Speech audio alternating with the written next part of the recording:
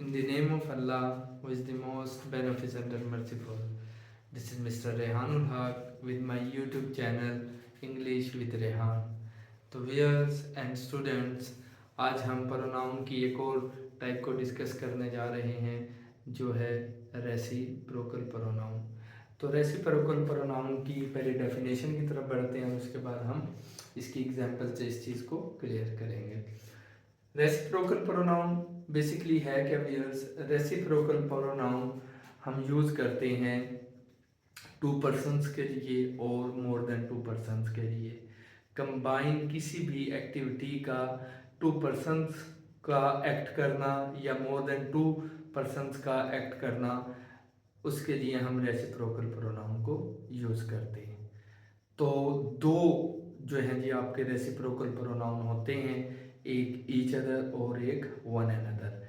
Each other is used for two and one another is used for more than two people. यानी कि किसी भी activity को sir अंजाम देने के लिए जब दो लोग कंबाइन वो एक्शन परफॉर्म कर रहे हों तो उसके लिए व्यूअर्स हम ईच अदर को यूज़ करते हैं, और जब मोर देन टू पर्सन किसी भी एक्टिविटी को कंबाइन जो है वो एक्ट कर रहे हों तो उसके लिए हम वन अनदर का इस्तेमाल करते हैं। तो बढ़ते हैं डेफिनेशन की तरफ कि रेसिप्रोकल प्रोनाउन बेसिकली है क्या।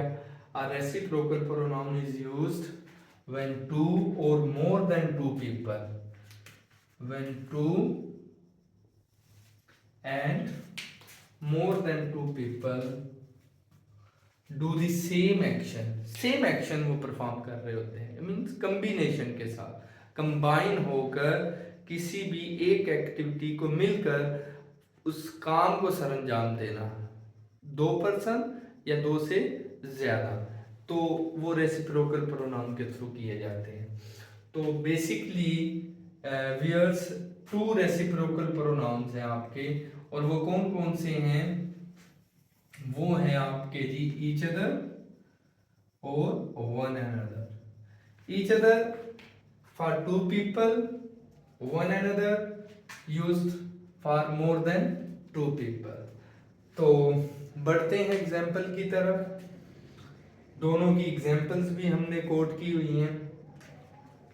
Ali and Ahmed help each other. यहाँ पर अली और अहमद ये दो टू पर्सन्स हैं, और उसके लिए मैंने बताया कि टू पर्सन्स के लिए जो आपका प्रोनाउन यूज होता है वियर, वो ईच अदर यूज होता है, और ये आपका रेसिप्रोकल प्रोनाउन है।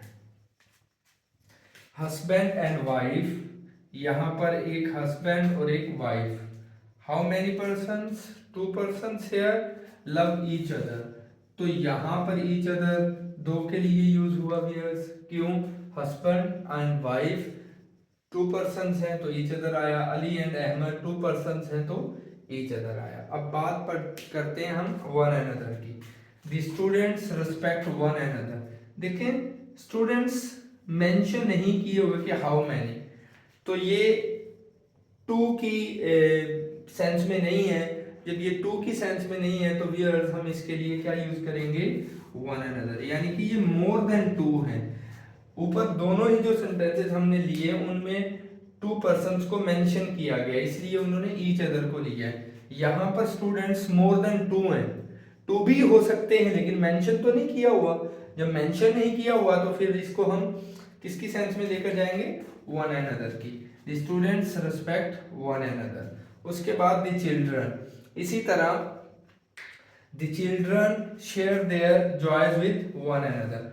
यहाँ पर जो चिल्ड्रन है ये भी मोर देन टू है, क्योंकि यहाँ भी टू की सेंस में इनको यूज नहीं किया गया।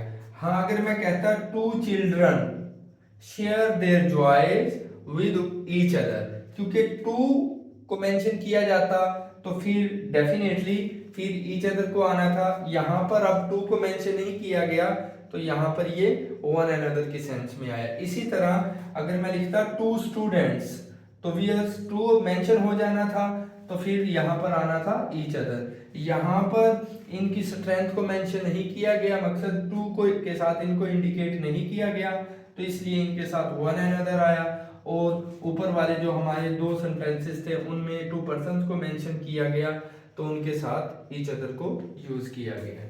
तो व्यूअर्स, आज हमने ईच अदर और वन अनदर को एज अ रेसिप्रोकल प्रोनाउन के तौर पर पढ़ा।